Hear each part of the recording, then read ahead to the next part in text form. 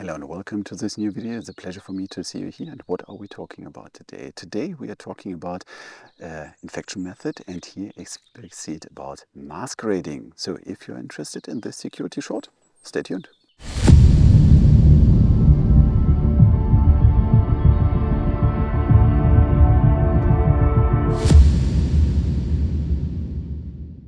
By the way, my name is Sven. I'm a developer advocate for JFrog. And if you like this topic cybersecurity and you like this outdoor style, then have a look at my YouTube channel. I have a German one, an English one. Make sure that you're subscribing the right one. And if you like this video, don't forget, give me a thumbs up and subscribe my channel, please. It would be a pleasure for me to see you as my new subscriber. But now, let's start.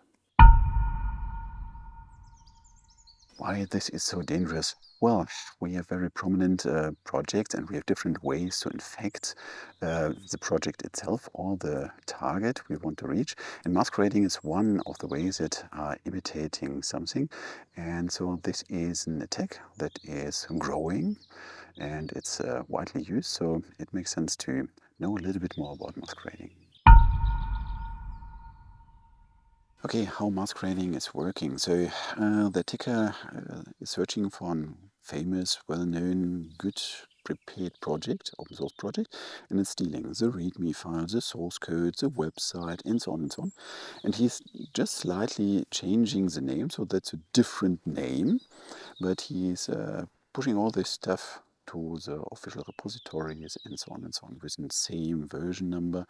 And if people are now seeing this website and this README, it shows you a long history and a change log, and you see the code with some history and so on and so on. So for you, it's more or less, it's like, oh, this project is well known, this project is good prepared with a bunch of features, and it's a long-running project already with a bunch of maintainers. But in the end, it's just a copy. And this copy is slightly different presented in a way that you think it is an individual project. And the code is just slightly changed. So this is a basic idea behind masquerading. So imitating something fancy, something good, and wait until people are coming to the website. They want to use this functionality and they're downloading, adding this dependency. Okay, what's the difference to typo squatting? Typo squatting is using, or is the same project but with a slightly change. So what people are mostly writing wrong in this name. So they are guessing typos. And then they are just adding this dependency to the dependency management. So they are not imitating the whole website. And this is a big thing, so a big difference. So masquerading is really imitating the whole thing, and typo squatting is just targeting typos in your dependency definition. But I have an extended version on YouTube there, and I have one video about malicious code packages in general. There I have more information about typo squatting. So what's the difference to Trojan packages? Well, Trojan package is a completely independent project, completely ramped up from scratch with some extra functionality. There's an additional security short about this one, or this long-running video about malicious code packages. But the masquerading is really try to imitate something famous, and the Trojan package is a complete new project from scratch. Okay, how to identify this masquerading attacks?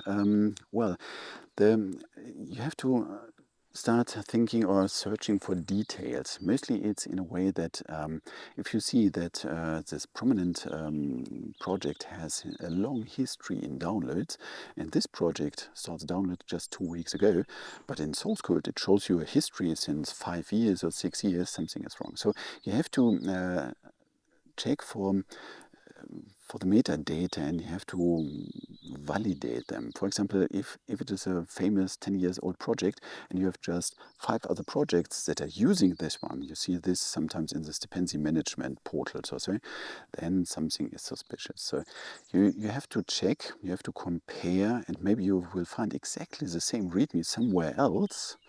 Just take a big block of this README and search for it, or the source code has no forks or no contributions from others, and so on and so on. So it's not so easy, but This is the only way. The other way is that you're scanning the source code, but for this you need tools that are scanning for obfuscating techniques and malicious code packages or malicious code snips. But this is mostly something you need more effort for, and there's nothing what you're doing privately. So for this you need tools. Okay, this was a lot about the infection method masquerading, and I hope you got some points to check what is suspicious in your dependency list.